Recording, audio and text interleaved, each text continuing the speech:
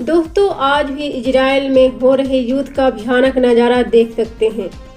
इस युद्ध में कई मासूमों की जान जा रही है और कई लोग अपना जान बचाने के लिए इधर उधर भाग रहे हैं।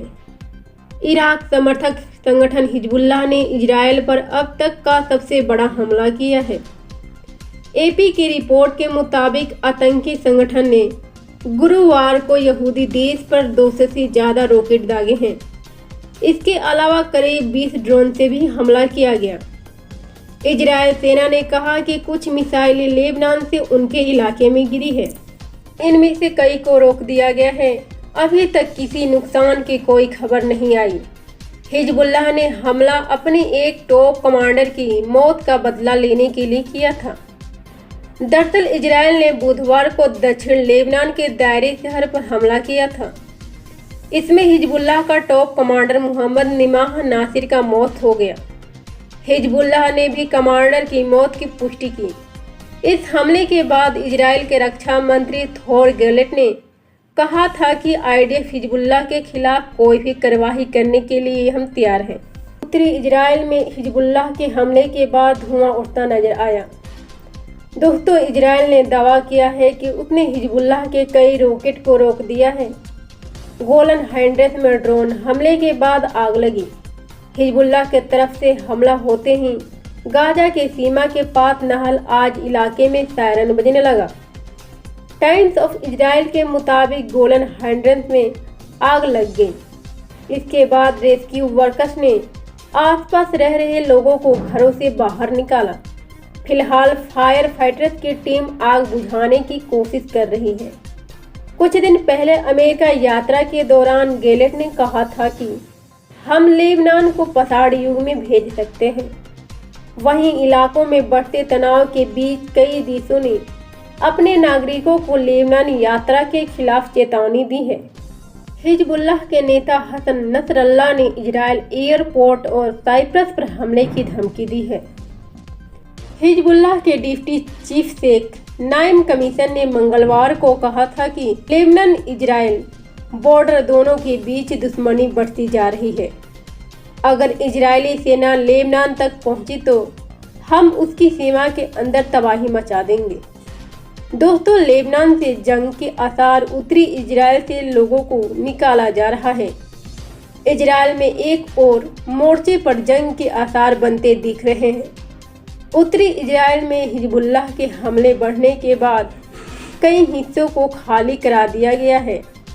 वहां के लोगों को दक्षिण इजराइल के होटल में भेजा गया है।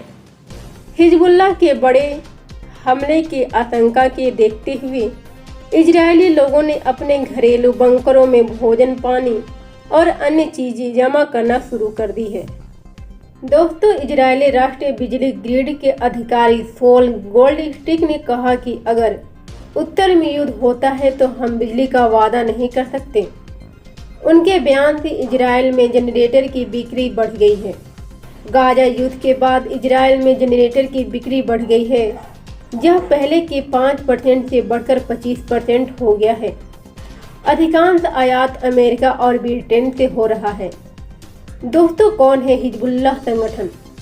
हिजबुल्लाह शब्द का अर्थ पार्टी ऑफ गॉड है। यह संगठन खुद को शिया इस्लामिक पार्टिकल मिलिट्री और सोशल ऑर्गेनाइजेशंस बताता है। हिजबुल्लाह लेबनान का ताकतवर ग्रुप है। अमेरिका और कई देशों ने इसे आतंकी संगठन घोषित किया है। 1980 की शुरुआत में लेबनान इजराइल के कब्जे के दौरान इसे इराक की मदद से बनाया गया था। 1960 से 70 के दशक में लेबनान ने इस्लाम की वापसी के दौरान इसने धीमे धीमे जड़ें जमानी शुरू कर दी थी। दोस्तों, ऐसे तो हमास सोशलिस्ट फिलिस्तीन संगठन है, जबकि ईरान के सपोर्टर्स वाला हिजबुल्लाह शिया लेबनान पार्टी है। लेकिन इजराइल के मुद्दे पर दोनों संगठन एकजुट रहते हैं। 2020 से 23 के बीच दोनों गुटों ने इजराइल के साथ और अमेरिका बहरीन के बीच समझौता का विरोध किया था। दोस्तों, चलिए अब गाजा के ऊपर भी एक नज़र डालते हैं। गाजा में गंदगी और सुविधाओं के अभाव में बच्चों को त्वचा संबंधित बीमारियां हो रही है। जी हाँ दोस्तों, गाजा में फैली त्वचा संबंधित खतरनाक बीमारियां 1.5 लाख से ज़्यादा बच्चों को अपने चपेट में ले रखी है। इजरायली सेना के हमलों में अब तक 37,953 लोगों की मौत हो गई है। IDF के आदेश के बाद गाजा के 30 लाख फिलिस्तीनी आए दिन यहाँ से वहाँ भटकने के लिए मजबूर हैं। गंदी परिस्थिति के चलते 1.5 लाख से भी अधिक बच्चे त्वचा संबंधित खतरनाक बीमारियों से ग्रसित हो गए हैं। मध्य गाजा के ढेर इल बल्लाह कैंप में रहने वाले एक परिवार का कहना है कि हम रेत पर सोते हैं, बच्चों के शरीर पर सफ़ेद और लाल चकत्ते हो गए हैं, दिन भर खुजली हो रही है।